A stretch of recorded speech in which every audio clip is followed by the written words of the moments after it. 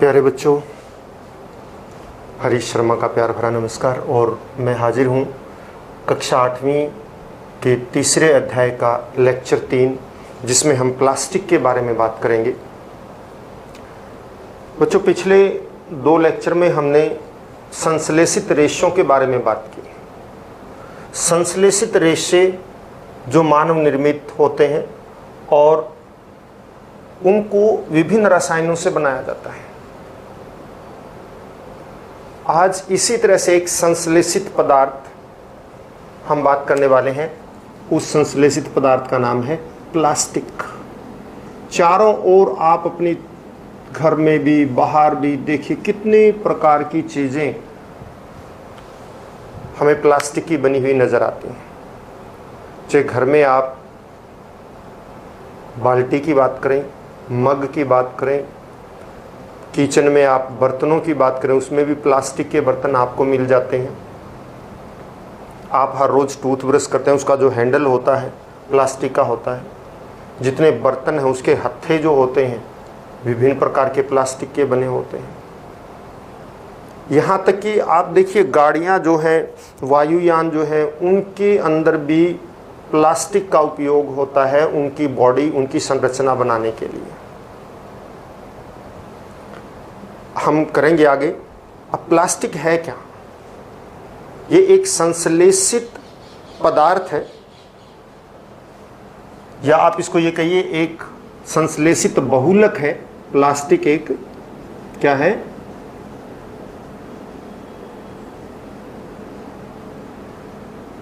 संश्लेषित बहुलक है।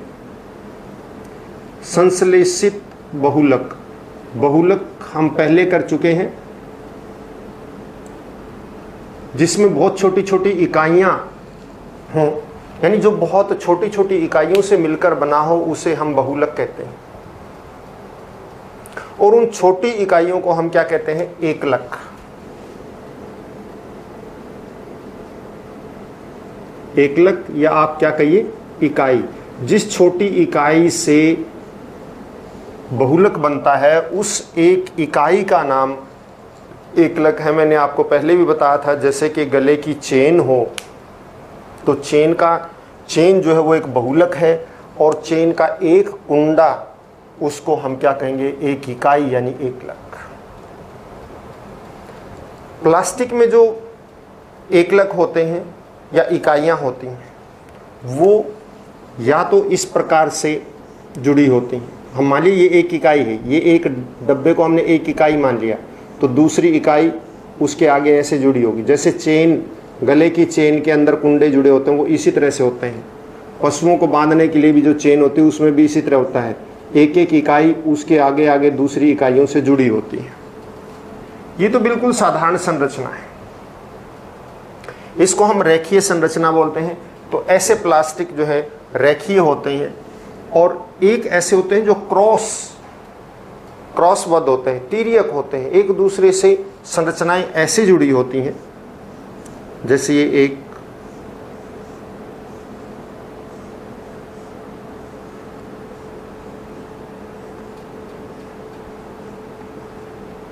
और साथ में ये साइड में जुड़ा होगा ऐसे, तो ऐसे को हम तिर्यक बोलते हैं, क्रॉसबद्ध। ये बहुत जटिल संरचना है।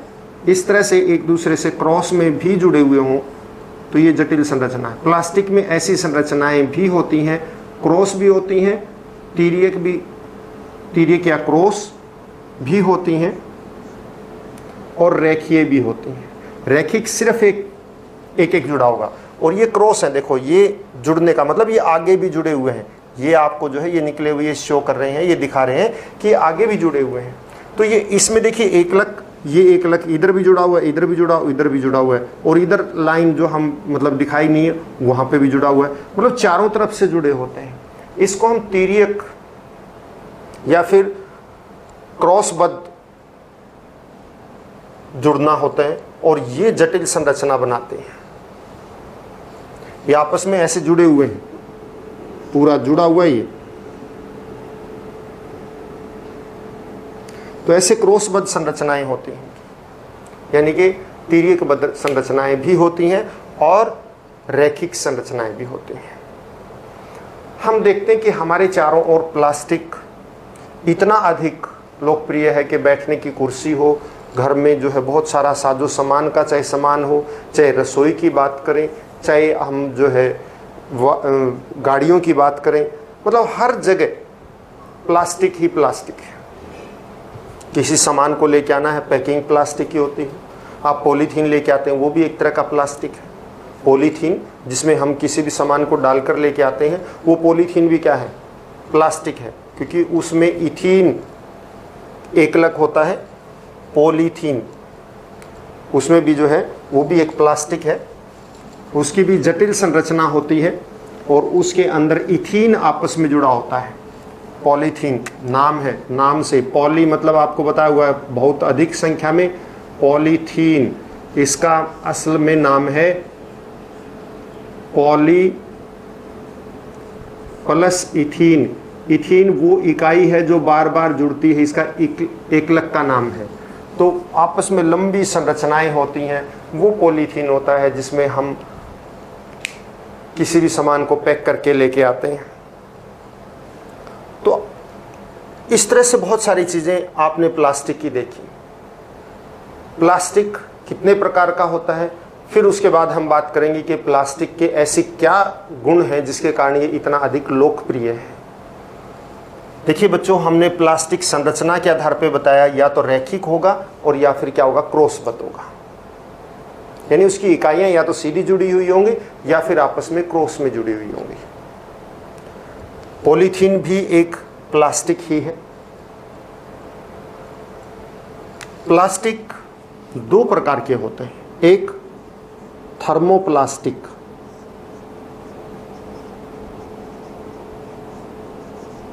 ध्यान से समझिएगा बच्चों, थर्मोप्लास्टिक, और दूसरा होता है थर्मोसेटिंग प्लास्टिक।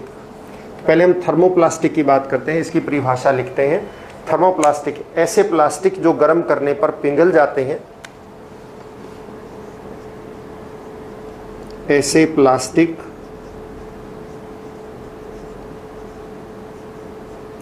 जो गर्म करने पर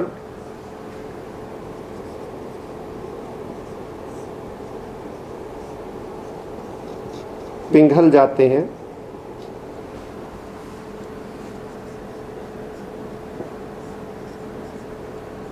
तथा उन्हें बार बार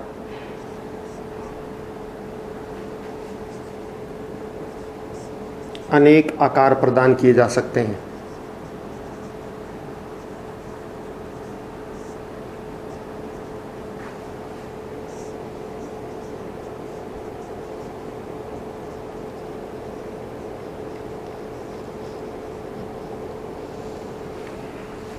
थर्मोप्लास्टिक कहलाते हैं।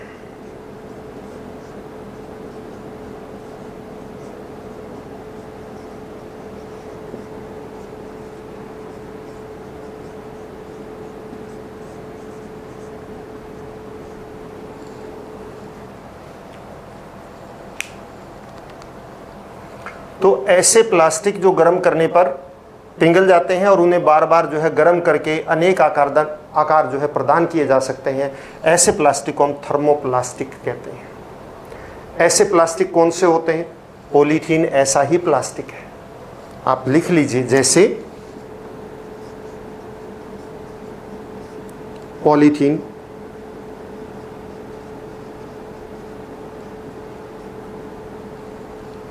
तो पॉलीथीन जो है इसी प्रकार का प्लास्टिक है, मात्रा छोटी आएगी जो पॉलीथीन।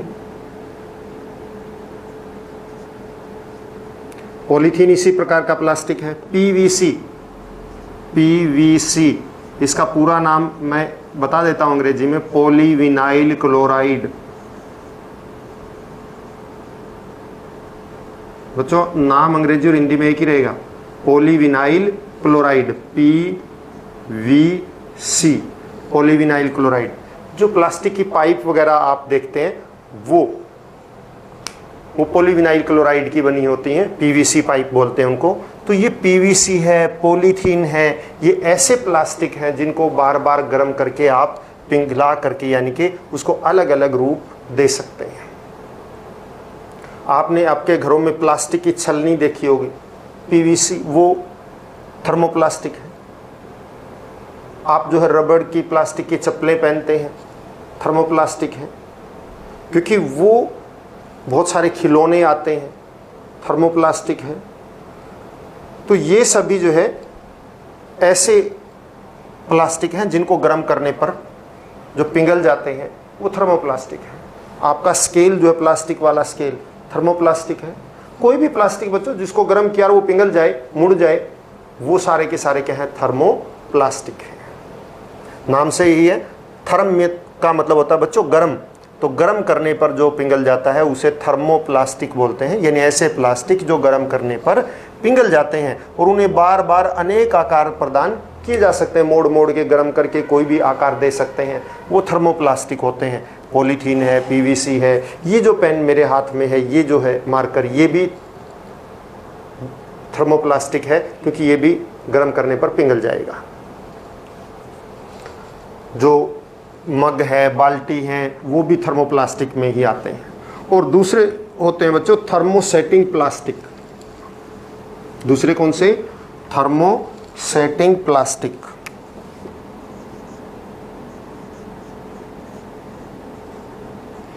थर्मोसेटिंग, थर्म मतलब हीट और सेटिंग का मतलब सेट हो गए, जो दोबारा नहीं पिघलेंगे। Thermosetting plastic. ये कौन से होते हैं? जिनको एक बार गर्म करके जो एक बार आकार दे दिया जाता है, फिर उसको दोबारा गर्म करके उसको पुनः आकार नहीं दिया जा सकता, ऐसे प्लास्टिक को थर्मोसेटिंग प्लास्टिक बोलते हैं। तो ऐसे प्लास्टिक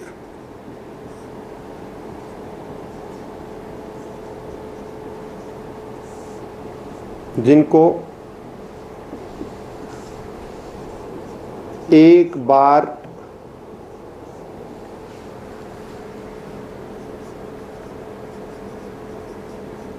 पिघलाकर अथवा गर्म करके, कुछ भी शब्द प्रयोग कर सकते हैं आप, इन दोनों में से कोई भी एक शब्द मैं ब्रैकेट में डाल देता हूं।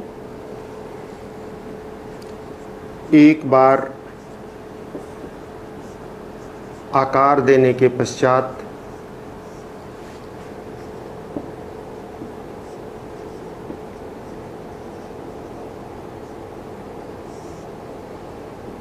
दोबारा नहीं पिघलाया जा सकता,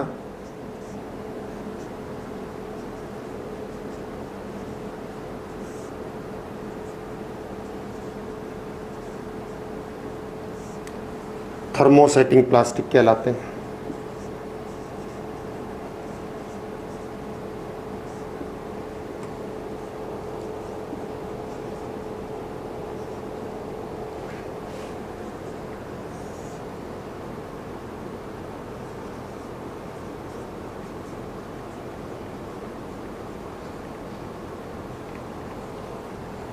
मतलब ऐसे प्लास्टिक जिनको एक बार गर्म करके बच्चों जो आकार दे दिया बस वही रहेगा, फिर उसको दोबारा गर्म करके आप जो है पिघलाकर कोई और आकार नहीं दे सकते, ऐसे प्लास्टिक को हम थर्मोसेटिंग प्लास्टिक कहते हैं।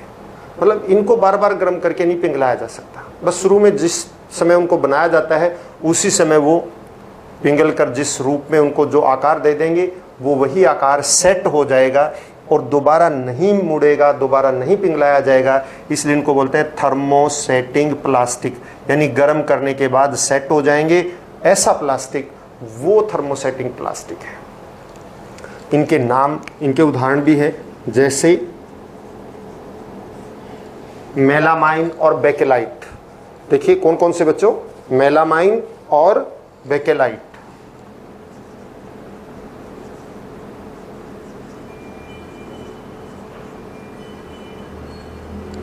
मेलामाइन, बेकेलाइट, जैसे आपने देखा होगा कि घरों में जो बिजली के स्विच होते हैं बेकेलाइट के बने होते हैं, वो दोबारा नहीं पिघलते, जल जाएंगे लेकिन पिघलेंगे नहीं। तो उनको वो आसानी उनको कोई भी आग उस तरह से नहीं पिघला सकती, तो वो बेकेलाइट है। इसी तरह से घरों में बहुत सारे ऐसे डिनर सेट वगैरह बने होते हैं, मेलामाइन के हो सकते हैं। मेलामाइन और बेकेलाइट ये आसानी से आग नहीं पकड़ते। मेलामाइन तो बहुत आग नहीं पकड़ेगा, मेलामाइन बिल्कुल भी। इसलिए मेलामाइन की तो जो आग जो फायर फाइटर होते हैं, जो आग बुझाने वाले होते हैं, उनके जो विशेष प्रकार के कपड़े होते हैं वो मेलामाइन के बने होते हैं, क्योंकि मेलामाइन आग नहीं पकड़ता है। तो ये बेकेलाइट और मेलामाइन के उदाहरण हैं। और ये जो ऐसे प्लास्टिक हैं जो ऊष्मा और विद्युत के ये दोनों के कुचालक होते हैं, तो आसानी से ना तो इनका ऊष्मा का इनके ऊपर कोई असर होता है और ना ही विद्युत का इनके बीच में से गुजरती है। मेलामाइन आग प्रतिरोधक भी है, क्योंकि आग इनको नहीं पकड़ती है, इसलिए आग से बचाव के लिए जो कपड़े बनाए जाते हैं वो मेलामाइन के बने होते हैं। तो ये विभिन्न प्रकार के प्लास्टिक हमारे सिलेबस में है। अब हम बात करेंगे कि प्लास्टिक के ऐसे कौन से गुण हैं जिनके कारण प्लास्टिक इतना अधिक लोकप्रिय हुआ। तो हम थर्मोप्लास्टिक और थर्मोसेटिंग प्लास्टिक दोनों के गुण एक साथ करेंगे, यानी सभी प्रकार के प्लास्टिक के गुण एक साथ करेंगे। तो प्लास्टिक के मुख्य गुण क्या क्या हैं, विशेषताएं भी कह सकते हैं।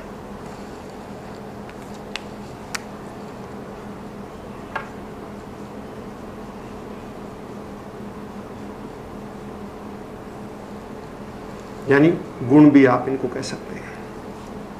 एक, प्लास्टिक को किसी भी रूप में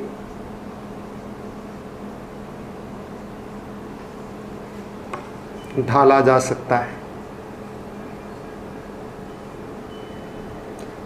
इसीलिए लगभग हर वस्तु में प्लास्टिक मिलता है हमें।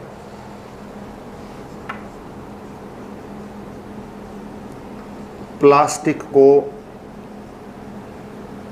पुनः चक्रित किया जा सकता है।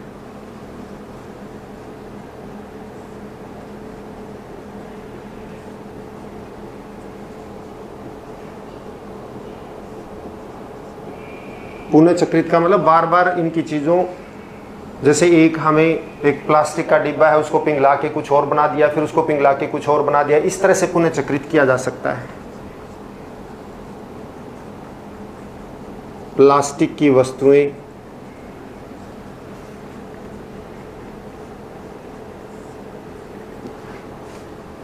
चिरस्थायी होती हैं।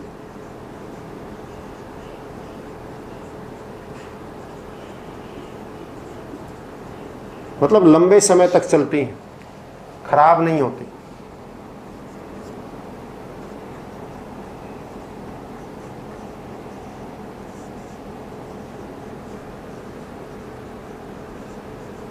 वस्तुएं वायु और जल से अभिक्रिया नहीं करती।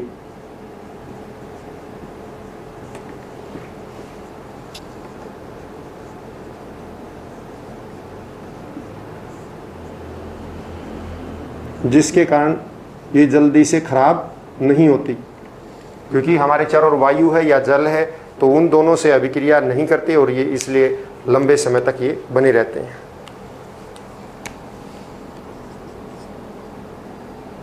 प्लास्टिक को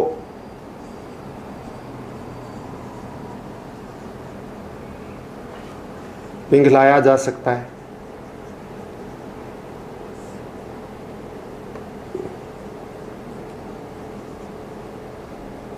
किसी भी आकार में बदला जा सकता है।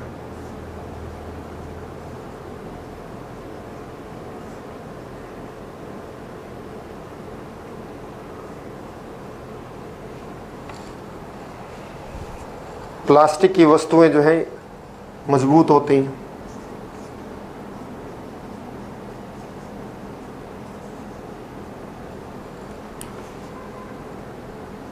प्लास्टिक सुंदर, सस्ता व मजबूत होता है।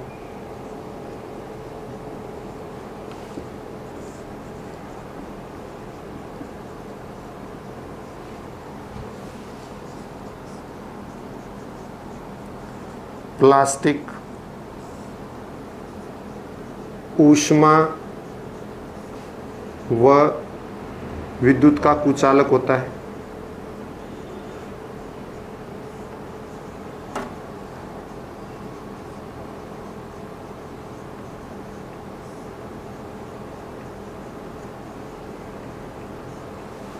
देखिए, प्लास्टिक वस्तुएं वायु और जल से अभिक्रिया नहीं करती, इसका मतलब ये है जंग रोधी। हम इसको क्या कह सकते हैं, मैं यहाँ पे लिख सकता हूँ अभिक्रिया नहीं करती। आप यहाँ पे लिख सकते हैं यहाँ पे कि इसमें यहाँ पे ब्रैकेट में आप डाल सकते हैं कि जंग रोधी होता है।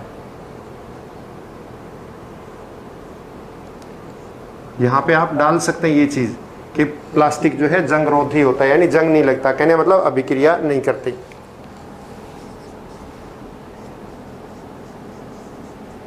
प्लास्टिक अधिकतर रसायनों से अभिक्रिया नहीं करता।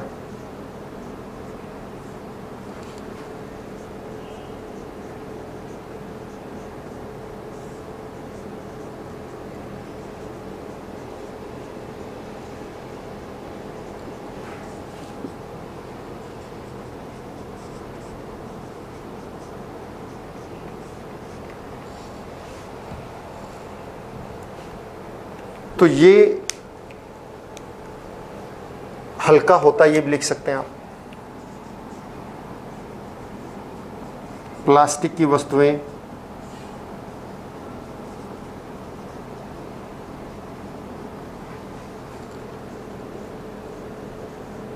हल्की होती हैं।